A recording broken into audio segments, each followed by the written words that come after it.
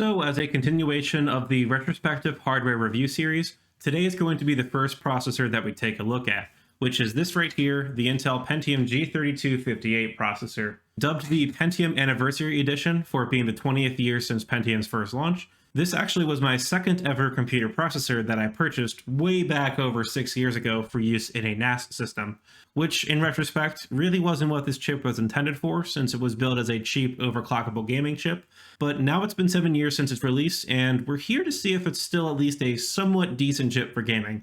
So I'm going to stop talking now and, talk some more in a hot second after the intro. You smell that? It smells like a bit goblin. Thank you Alma Linux for sponsoring today's video. Alma Linux is a new alternative to CentOS, being one-to-one binary compatible with RHEL, and is governed by the nonprofit organization, the Alma Linux OS Foundation. With a focus on long-term stability and providing a production-ready platform, it is backed by a ton of big names like AWS, ARM, and cPanel, just to name a few, and is even supported by OpenSCAP, errata alerts, OVAL, and cloud images. Go check them out at the links in the video description below, and join the quickly growing community. If you were paying attention to the PC hardware scene way back 7 years ago when this thing was released, then you're probably familiar with this chip. No, not because of some insane single-threaded gaming performance, nor because of some unheard of core counts in consumer chips, but because it was the first time in quite a while that Intel released a lower-end processor that was also unlocked for overclocking.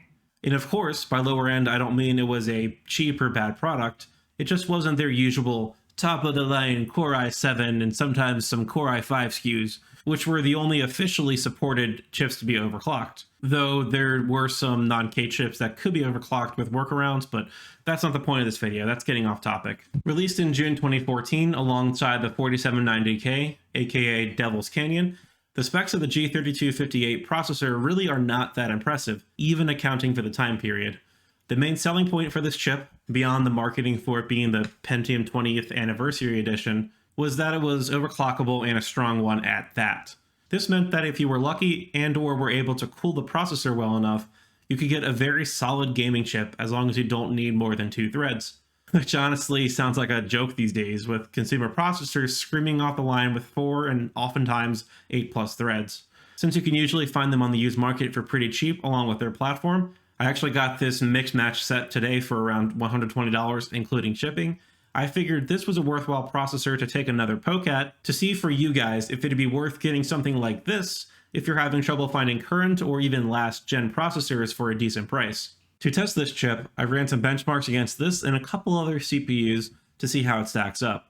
The first opponent for today is the 4690K, which is closer to a mainstream gaming chip for that generation, and the AMD Athlon 3000G, which is a more modern day equivalent to the Pentium. I thought about also throwing in benchmarks for my 3600 XT, which is a modern mainstream gaming chip, but that didn't really seem like a fair comparison to me, with it being a 5-year newer chip, having 4 more cores plus AMD's hyperthreading, so we kind of know that it's going to outperform this little guy by a ton. The hardware used for the processors today is shown on your screen right now. I was able to find a Z87 motherboard by ASUS to run this chip with, and I got a 4x2GB stick kit of 1333MHz DDR3 RAM to go with it. It's certainly not the ideal configuration of RAM, but I went with whatever I could get my hands on at that speed for a decent price, since being too expensive would make this exercise a bit less accessible.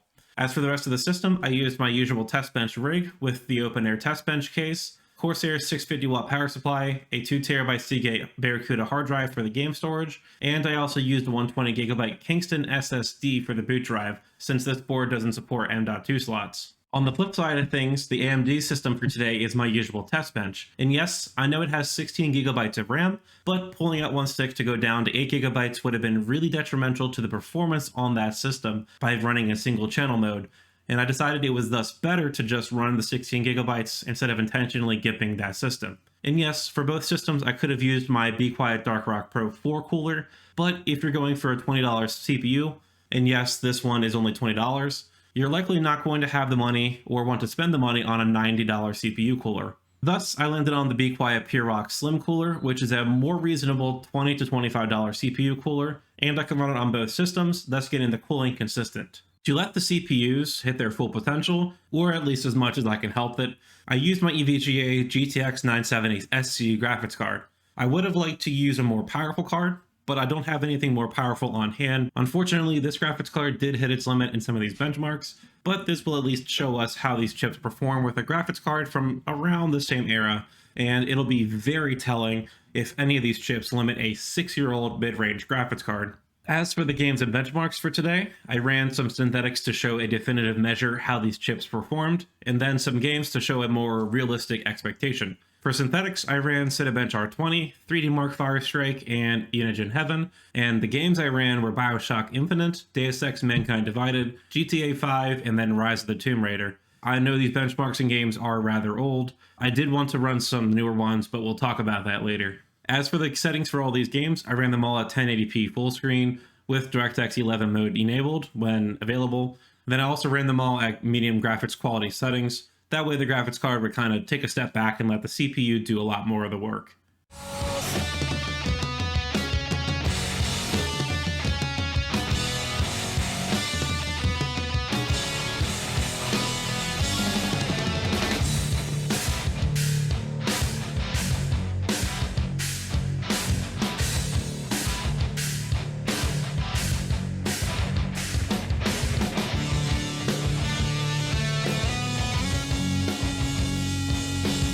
The first thing I would like to point out with these results is that the minimum frame rates for GTA 5 and Unigine Heaven seemed a little bit off to me.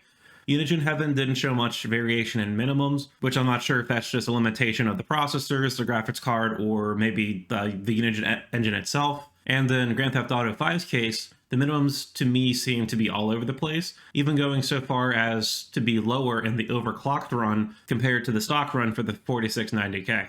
To me, this seems like a problem with loading assets off of the hard drive, but it was still very telling in that the Pentium had stupid low minimums, but the other two chips held a decent minimum FPS. Moving on, what I will say is that if you just look at the average frame rates, the Pentium doesn't look that bad, getting well over 60 FPS in most games and coming close to it in Deus Ex. The more important measure to look at for a smoother gaming experience is the minimum frame rates, and that is really where this chip lags behind. For most of the games, the minimum frame rates were actually pretty low, or at least a lot lower compared to the other chips. The best case scenario in terms of minimum frame rate for the Pentium ended up being 40 FPS in Bioshock Infinite, and then right behind it at 32 FPS for Deus Ex. Now, while those frame rates really aren't that bad, you still will notice some chugging, especially if you're looking for a higher refresh rate experience. And the other two games, Rise of the Tomb Raider and GTA 5, had minimum FPSs that were extremely low. Now, of course, we also need to look at how well this chip overclocks. And unfortunately, I was only able to hit 3.9 gigahertz stable on this chip. I guess I got a bad chip, or at least one that was heavily used, since I do remember people hitting 4.2, 4.3, or even more rather frequently back in the day. And to be fair, I did hit 4.0 gigahertz easily for quite a while at first, but halfway through the benchmarks, it started getting worse and actually less stable, and at some point it just crashed and refused to actually boot up into Windows, so I had to knock it down to 3.9. So I'm not sure if the chip was just degrading or I had a bad mount on the cooler or something, but yeah, that just didn't go well. The other two processors, thankfully, were easier to overclock. The 4690K actually could have gone a bit farther, but I would have needed to use a better cooler because the temps were rising rapidly when I went above 3.9 gigahertz on that chip. And then the 3000G just would not run at 3.9 gigahertz, but was completely stable at 3.8, so...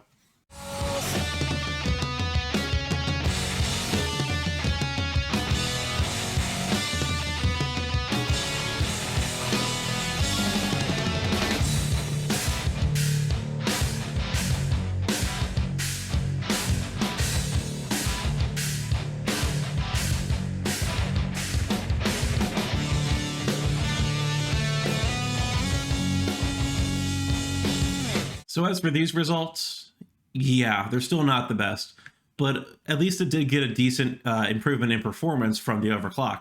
And I will say that the games overall just seemed to be a little smoother when they were running stable with the overclock. And heck, I even noticed that even loading Windows was a bit smoother after the overclock. But that's actually a bit more telling in a negative light, considering running one of these chips stock was just a little sluggish in Windows. These results are similar to the first run of tests at stock settings, with average frame rates seeming decent at first, but minimums are pretty bad, even though the numbers are just a little bit higher. Still not very good if you're looking to play games with at least a smooth playing experience. I, for one, would not be happy with that. So now that we're through the results of the benchmarks, we need to talk about the price. The actual cost of this chip was just under $20 for just this chip, which for any PC, even if it's not the greatest, does seem like a decent price. But of course, all of you seasoned PC builders will know that a processor is kind of useless without a motherboard and RAM to run it with. And thankfully the RAM did not hurt the price too much, with that 8GB kit being only $25. Now the problem was with the motherboard, which, including shipping, was $75 total. For a used board like this, that's a lot more than I personally would want to pay for one. And yes, while I could have gone with the cheaper one, the whole point of this chip was to overclock it. And if I got a cheaper board, I wouldn't have been able to overclock it because you'd be going for like an H81 or B85, whatever the other chipsets were, which again did not support overclocking. And this was the cheapest one that I could find that seemed like a decent listing, somewhat reliable, and didn't have a shipping time of more than 2 months. So yeah, that kind of sucked. Now with all of that said, what you are here for right now is to get the answer for the big question of, should you buy one? And to that, I would say no. You can definitely get a decent setup for this chip, just like I did, and even play some older games pretty well with it, like Deus Ex and Bioshock, which ran rather well after overclocking it. But it doesn't really make sense unless you can get it for stupid cheap to really undercut other newer chips and get a good overclock on it. And I both had trouble keeping a stable overclock, and I had to overpay for an overclocking motherboard. And even then, if you do have one of these Pentium chips with a decent overclock, it still really limits your performance, only having a wimpy 2 cores that are rather old now and are falling behind in IPC compared to today's CPUs. Another reason is that with hardware this old, software support really is not great, and I was having trouble running newer games like Borderlands 3 and Shadow of the Tomb Raider, both of which just would not launch at all. They were both set to run in DirectX 12 mode, and I didn't try DirectX 11 for either of those two games, but with both those games giving me trouble and my chips seeming to be degrading, I just wanted to get through the benchmarks that I could and just call it quits. And while I was able to run 3D Mark Time Spy and Unigine Superposition, the scores I was getting for those were super weird and were varying like hundreds of points run to run, even without the overclock at all. So I figured it was best to just scrap those scores and just make a note that newer games and software would likely have some trouble. It was getting really rough and I was getting really frustrated. Heck, I even tried running Assassin's Creed Odyssey on this chip, and while I did get it to complete benchmarking runs a couple of times, just loading the game for one benchmark run took what felt like at least half an hour, if not an hour or more. I tried toughing it out, but just after 2 runs, I had enough of it and just didn't want to wait for it to finish my usual 3 to 4 runs. That way I make sure the results are consistent and then come back to it again after overclocking it. So I just scrapped that one too. And finally, with Windows 11 coming out soon, the useful life of this chip now has an expiration date in mid-2025 when Windows 10 goes out of mainstream support. That is a bit into the future, yes, but having an expiration date actually set, to me, just makes it not worth investing even a moderate amount of money into a setup like this. If it could be had for like $50 or less, then maybe, but with this whole platform being $120 plus, it's just not worth it to me when you can likely get the Athlon 3000G for $50-ish new. I bought mine for $70 on the used market because of the chip shortage, plus about $40 for a board, another $30 to $40 for RAM, and you're set with a cheap system that'll hopefully get support for Windows 11. I believe it's on that list of chips that have support because of the TPM mess, but I'll look into that. I would like to thank Alma Linux again for sponsoring this video. If you yearn for the good old days of CentOS before stream, then look no further. Alma Linux is your choice. Anyways, I have a lot more to say about this chip, but I think you all get the point by now. Don't buy one of these. It used to be cool and it has a special place in my heart, but it really has not aged that well, especially with the improvements in multi-threading in games and software over the years. Especially compared to the other chips I ran today, the 4690K or even the Athlon, both of which would have costed maybe a little bit more for a comparable setup, but had a much, much smoother experience. I'll probably be doing videos on those chips at some point, maybe for the Athlon doing a how many cores do you need in 2021 kind of thing. But anyways, I'm curious to know what you all think about this chip and what hardware you'd like me to take a look at for in the future. So be sure to leave your thoughts in the comment section below. Don't forget to like the video if you liked it and subscribe, or dislike it if you didn't. And go hit me up on the Big Goblin Discord server to ask me or the community questions, or just to chat. I'll see you in the next one.